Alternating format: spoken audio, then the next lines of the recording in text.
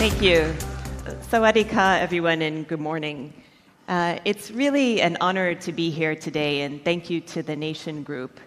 Here in Bangkok, one of the greatest cities in the world, and now my home, talking about this pivotal moment that we're in for cities on the road to net zero.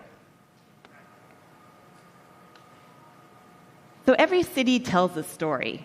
It's much more than buildings and buses and roads. It's about people trying to get to work. It's about parents trying to get their kids quickly and safely to school. It's about workers stuck in traffic trying to be on time for their jobs. It's about tourists coming to this wonderful country and arriving in Phuket and working to get to their dream vacation. Cities are where we have to act on climate change. And if we get it right in cities, we're going to get it right for the environment, for the economy, and for the future. I want to talk today about cities as living systems. And it's not just because I'm following the wonderful ambassador from Sweden, but I want to talk about this idea of symbiocities, which is a Scandinavian model, actually. And it talks about cities not just as silos, but as ecosystems that need to work together on land, water, transport, energy, and importantly, nature-based solutions to have a real integrated, human-centered vision. This is inspired by Scandinavian practice, but it's really deeply adaptable to Thailand. It means that we have to design together as a system, and it means that having sustainability needs to run through everything that we do. Now, I want to talk about 4 examples of where we can act on this, about transit-oriented development, water management, nature-based solutions, and then really innovative financing. So first, what do we mean by transit-oriented development? Consider this. You're a worker in Khon Kaen, one of the cities I love to visit, and you have to commute 2 hours to get to your job. This isn't happening just in Bangkok. It's happening all over the country and all over the world. And at the same time, housing is sprawling further and further away from where the jobs are. So this is where transit-oriented development comes in. TOD brings people closer to their opportunities. It can create vibrant, walkable communities, and, importantly for today's topic, reduce car and transport use. Cities like Pattaya, Khon Kaen, and even Bangkok's outer rings are beginning to use transit-oriented development from the early stages of new infrastructure development to really think through this as a result, not as a byproduct, as a purpose for the way that we're building infrastructure of the future. We estimate that transit-oriented development could mobilize up to $2 billion a year in private investment for green infrastructure if we can get just some adjustments to land regulation and to value capture so that we can capture the value of these private sector investments. So now let's talk about water. When cities are facing droughts and floods, these impacts ripple through families, workers, and businesses alike. So, did you know across Thailand, municipalities are losing up to 40% of water through aging infrastructure and leaks? Limited capacity and also insufficient finance means that aging infrastructure is hindering investments in wastewater treatment, which is a core part of the move towards net zero, water reuse, and also reliable tap services. But there are also notable successes. So in Nakhon Sawan, for example, they were able to combine affordable, safe, piped water with wastewater treatment. And they were actually able to rehabilitate their urban center and create this lovely area where people can gather. They trust the water, and there are fish in the water to show how safe and this water and the wastewater treatment is. In Thailand's Eastern Economic Corridor, which we often talk a lot about for economic development, water is becoming the key issue, and the EEC is thinking very carefully about this. Annual economic losses from water scarcity are reaching about $170 million a year. So the financial and economic rates of return on investing in improved water infrastructure are clearly attractive. And there are definitely opportunities for capturing value from private sector investments to help pay for the public infrastructure investments. But we know that the infrastructure alone is not enough. It's just as crucial to deal with water management, whether you're in the EEC or in any other city around Thailand. And just as the EEC has prioritized economic and connectivity infrastructure, they're now focusing on water management. And here, AI can help. So you can see here in Sao Paulo, AI cut water losses by 40% through a predictive leak detection. Not a big investment, but they cut water losses by 40%. Istanbul has a digital twin city. So this runs simulations, and it lets them optimize water and energy usage. So thinking about the future means actually starting to use and test these technologies now. And I know that some cities are beginning to do this, both in Bangkok, Khon Kaen, and elsewhere. Floods. We're in the rainy season. It's a beautiful sunny day today, but we are in the middle of the rainy season. And we know that flood resilience is vital. So when our cities flood, it impacts our businesses, our children's health, our ability to get to work. The Chao Phraya River Basin is home to 40% of Thailand's population. Everybody probably knows that. But 78% of Thailand's workforce, and actually generates 2/3 of Thailand's GDP. But each year, all of these cities are flooded. Now, after the 2011 floods, I wasn't here in Bangkok then. I was living in another city in Asia, but I remember it very well. After the 2011 floods, Thailand developed what's known as the 9 plans, so a comprehensive master plan for flood mitigation and investment. This will cost about $12.3 billion, but it can be done in phases. And it will do water retention, bypass canals so the water goes around cities, dike enhancement, and river restoration. So this would significantly reduce flood risk, and it would also boost confidence in private sector investment that their assets will be safe. So in the World Bank, we're proud to be working with Thailand on this, together with other partners, including ADB, AFD, and OPEC, to do these plans in a comprehensive way that includes capacity development, infrastructure investment, and also innovative financing strategies, because it's something that needs to be done, and we can do it more creatively. So let me go to the 4th topic, nature-based solutions. Because infrastructure alone isn't enough, what we're hearing about where there are big successes, like we heard about in Sweden, are where countries work with nature to address some of the problems of climate change. So we know that these nature-based solutions often can reduce flood risk, cool urban heat, a big issue here in Bangkok, and restore biodiversity, and in many cases at a lower cost than traditional infrastructure. So why isn't everybody doing this? Well, the good news is in Thailand you are beginning to do this. We're all working on this together.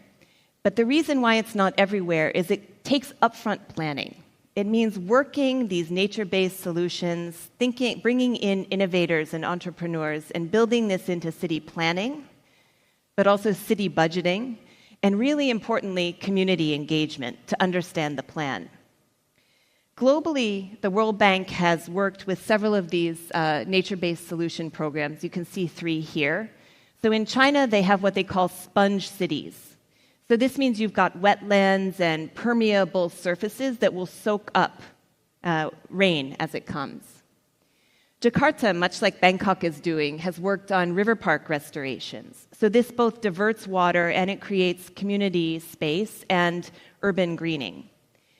Sri Lanka's green infrastructure is a very interesting case where they have, through smart land planning, done land value capture to help finance some of the work that's being done to bring their cities towards net zero. Thailand has tremendous potential in this. One would be mangrove restoration. We have a huge resource here, right on the edges of some of our major cities. If we can work on urban mangrove restoration in our coastal areas that surround our cities, this will enhance both flood defense and biodiversity. Also very good for tourism, which is a key part of our economy. Another is bioswales and the rain gardens in urban cities, a bit like what was done in China. This can effectively manage stormwater and also help us with flood mitigation.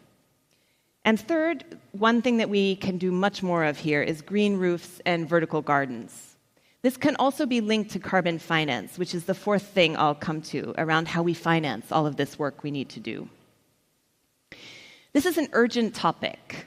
Thailand's coastal cities are facing rapid erosion, and this is posing an increasing threat to jobs and livelihoods for many of the people on the outskirts of our cities. Thailand's coastal economy, we know, is absolutely vital. It provides 20%, tourism provides 20% of the GDP, and tourism relies on our beaches and coastal areas being beautiful, sustainable, and livable. Also, fisheries generate about $6 billion annually in sea exports. So one of the things we've done is worked with the government of Thailand with about $1 million of technical assistance to develop a full blue financing systems package and a marine spatial plan package. This should encourage bankable blue financing to help cities plan for how they can bring about these changes and scale this up. So moving more directly into finance, how do we make our cities both on the road to net zero and sustainable? No country's budget can finance everything that needs to happen to bring us to net zero. We have to come to a partnership with the private sector, and these were many of the examples that we saw in the presentation by the Swedish ambassador as well. And Thailand is taking really important steps to transform the cities into these engines for sustainable finance and sustainability. We're really proud to partner with the Department of Climate Change and Environment and the Ministry of Finance on what's called the Low Carbon Cities and Carbon Market Development Project. This will help Thai cities invest in emission-reducing infrastructure like rooftop solar, waste management, and more energy-efficient buildings. All very good. But importantly, it will also create a platform to measure, aggregate, and then monetize carbon credits for the international market and for the domestic market to help pay for these changes that we all know we need in our cities. Now, Thailand has already shown what's possible with this. Bangkok's pioneering e-bus transaction with Switzerland, which was one of the first under Article 6.2 of the Paris Agreement, successfully monetized emission reductions. And so this opens a pathway for future city-level carbon finance. And that's just the beginning. So urban carbon credit aggregation, taking advantage of the fact that our cities have lots of buildings, lots of people, lots of opportunities. If we can aggregate this and bundle together these emission reductions, this will generate up to $1.5 billion in offset value over the next decade. And these revenues can help cities finance their transition. So we can move from diesel to EVs, from gray infrastructure to green, and from more fragmented actions where pockets of cities or pockets of companies try to work together into a more scalable and systemic solution. So when I go around and meet people in different cities around Bangkok, they often tell us, we have the ambition, we have the plans, we just need the capital. And as I was talking about when I was speaking about carbon finance, it's not just about getting money from the government budget. It's about structuring finance with the private sector so that investors can see here in Thailand clearly defined assets, revenues, and also returns on their investments. So we're working alongside Thailand to bridge this gap, not only through funding, by also providing technical assistance to build bankable, climate-smart urban projects. These are not extra investments. These are core urban investments that cities have to make. And we're working with Thailand in 3 ways. So first is to help structure revenue-backed investments in TOD, the transit-oriented development I talked about in the beginning. So revenue-backed investments in TOD that are supported by venture capital and also incentive-based developer participation. We're partnering on the low-carbon city and carbon market development to monetize the emissions reductions. And we're also supporting financial and technical frameworks to blend traditional sources of financing with green, blue, carbon markets, and other ESG-aligned capital and companies, as we heard from the ambassador. So this is how Thailand is already and can more quickly move from ambition to execution and help us build cities that are not only climate ready, but investment ready for the future. So the last thing I'll mention is about next year. So next year, Thailand is going to host the World Bank IMF annual meetings. So this is not just a group of bankers. It actually is a big gathering that happens once a year, a bit like Davos. And every third year, it's in a country that's a shareholder of the World Bank. So Thailand owns the World Bank. Thailand is my boss. And Thailand is hosting the World Bank annual meetings next year. So this is really a chance when the whole world, all the finance ministers, central bank governors, development ministers, heads of tech companies, heads of media groups come to Thailand and to Bangkok, one of the greatest cities in the world, to really showcase some of these actions that we've been talking about, some of these pilots and initiatives, so that we can show to the world that some of the real transformations that are taking place on the ground. Cleaner air, cooler cities, safer neighborhoods, and cities that really serve and protect the people and the future. We're really glad to be working on this with Thailand, and thank you for hosting this important conference on this really, really important topic for the future. Thank you very much. ถ้าชอบกดไลค์ใช่กดแชร์และอย่าลืมกดติดตามทุกช่องทางของฐานเศรษฐกิจด้วยนะคะ